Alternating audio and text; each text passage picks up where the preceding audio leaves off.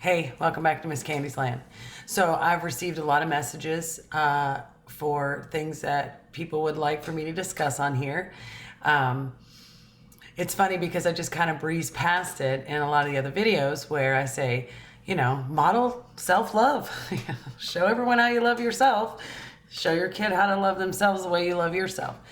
And some parents I've worked with and teachers and caregivers throughout the years said, yeah, but you gave us that too. And I didn't realize that. And so people are looking for more of that from me as far as how to hold yourself, how to put boundaries in place, right? How do you accomplish that, right?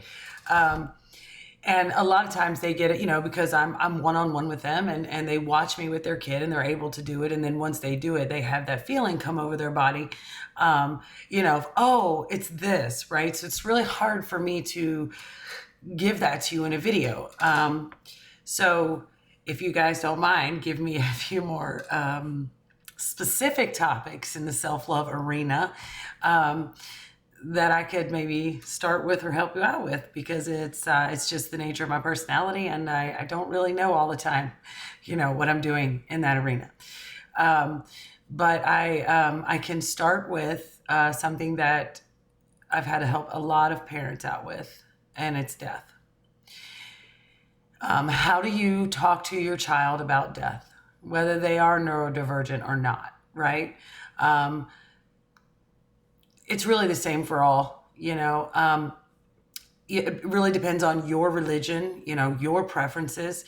I would never tell a child anything about death without their parent, number one, asking me to, and number two, giving me the parameters in which they would like for their child to understand such a thing. There's been a lot of times where parents have just said, I really don't know. The dog died and they're upset, or grandma died and now they're afraid to get old. Now they're having nightmares. I don't care what you tell them, just tell them something so they can, calm that inner being and that fear. So what I do is I just, I teach the cycle of life all the time, just in our science classes. So, but when we talk about death, I usually use the butterfly, because it really could be any kind of religion can really fit to this. And this is how I myself see it, and how I'm able to deal with it. We're all caterpillars, until we go in our cocoons and we get our wings. So either you're an angel or you're a butterfly. And it happens for everyone, and only when it's time to happen, when, the universe has decided that you've learned everything that you need to know, so that kids are comfortable with the cycle of life. Because it is a graduation, right? So, this is like a school, and we're all graduating, and, energy never dies. And that's usually what I lead with, the energy in the caterpillar lives forever, Once he gets his wings, he can fly, and then it just goes from there. So that's how I always describe death, or help parents teach their kid, how come my dog isn't here anymore, or what happened to her, because they saw something. And that's when you want to not put that negative spin on it. You want to not show your fear. And I guess that's part of the whole thing that people were emailing me about with the self-love is, how do you get rid of that fear for yourself? And that is something that you have to be really good at faking, or you have to figure out and make peace with it yourself, the natural cycle of life.